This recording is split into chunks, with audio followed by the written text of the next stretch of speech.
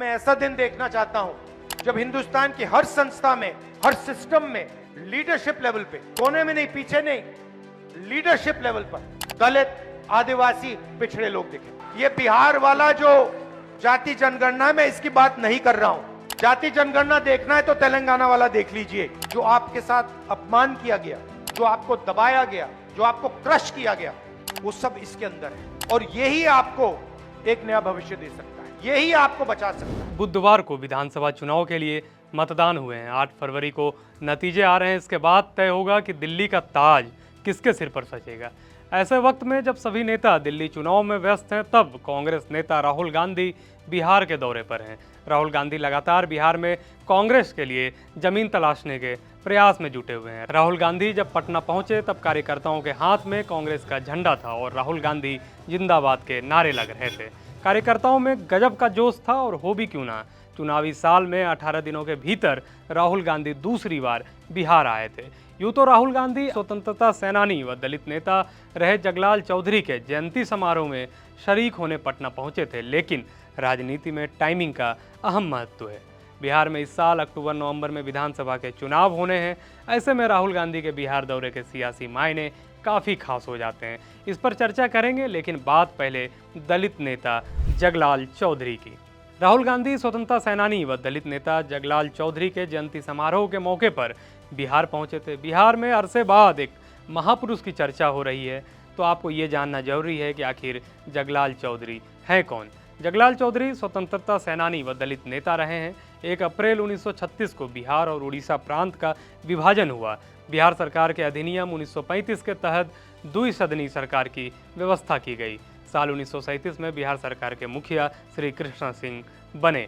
उनके नेतृत्व में अनुग्रह नारायण सिंह, सैयद महमूद और जगलाल चौधरी मंत्रिमंडल में शामिल हुए। जगलाल चौधरी पहले दलित थे जिनको कैबिनेट में शामिल किया गया था। 1937 में आबकारी और लोक स्वास्थ्य विभाग के मंत्री बनाए गए। अपने कार्यकाल में उन्होंने साल 1938 में बिहार के 5 जिलों में शराबबंदी लागू करने का निर्णय ले लिया था। सारण, मुजफ्फरपुर, हजारीबाग, धनबाद और रांची में शराबबंदी लागू करने की घोषणा हुई।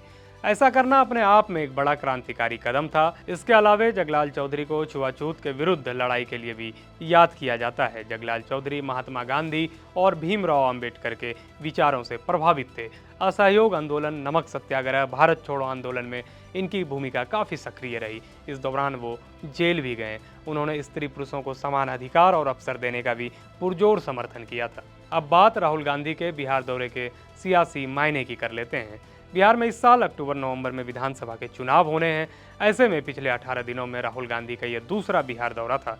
बिहार के वरिष्ठ पत्रकार अरुण कुमार पांडे ने इस विषय पर बताया कि राहुल गांधी का लगातार बिहार आना महागठबंधन को भी संदेश है। जिस जातिगत जनगणना का तेजस्वी यादव और नीतीश कुमार ढोल पीटते नजर आते हैं, राहुल गांधी ने अपने भाषण में उसी जातिगत जनगणना पर बातों बातों में प्रहार कर दिया। राहुल गांधी ने जातिगत जनगणना कराने के तरीके पर कहा कि ये बिहार वाली जातिगत जनगणना की बात नहीं कर रहा। जातिगत जनगणना देखनी हो तो तेलंगाना वाला देखिए। ये बिहार वाला जो जाति जनगणना है, मैं इसकी बात नहीं कर रहा हूं। जाति जनगणना देखना है तो तेलंगाना वाला देख लीजिए। राहुल गांधी के दौरे से एक दिन पहले मंगलवार को कांग्रेस प्रदेश अध्यक्ष अखिलेश प्रताप सिंह ने पटना में एक प्रेस कॉन्फ्रेंस को संबोधित किया था। इस दौरान उन्होंने कहा था कि कांग्रेस को कोई अंडर एस्टिमेट नहीं कर सकता। कांग्रेस को अंडर एस्टिमेट जो करेगा वो इसकी मूर्खता है। अरुण पांडे कहते हैं कि अगर महागठबंधन में कांग्रेस को उचित सम्मान नहीं मिलता है तो कांग्रेस हरियाणा और दिल्ली की तरह बिहार में भी अकेले चुनाव लड़ने का फैसला ले सकती है। वरिष्ठ पत्रकार अरुण कुमार पांडे बताते हैं कि बिहार में करीब 19% दलित वोटर है। कांग्रेस इन वोटरों को साथ कर अपनी सियासी जमीन को मजबूत करने की कोशिश में है। अब यहाँ ये भी जानना अहम है कि कांग्रेस बिहार में कितनी मजबूत है।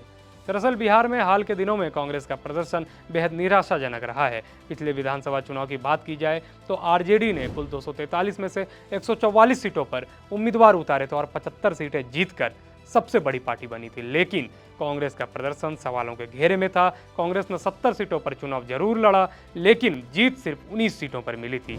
महागठबंधन के अंदर खाने में भी ये प्रदर्शन मुद्दा बना था। ऐसे में अब कयास लगाए जा रहे हैं कि इस बार वीआईपी के मुकेश सहनी तेजस्वी यादव के साथ कंधे से कंधा मिलाकर खड़े हैं, तो कुछ सीटें वीआईपी के खाते में भी जानी हैं। तो अब बड़ा सवाल ये है कि क्या ये सीटें कांग्रेस के खाते से काट कर दी जाएगी। फिलहाल कांग्रेस की पूरी जद्दोजहद गठबंधन में सम्मानजनक सीट पाने और बिहार में अपनी खोई हुई सियासी जमीन को मजबूत करने के लिए है।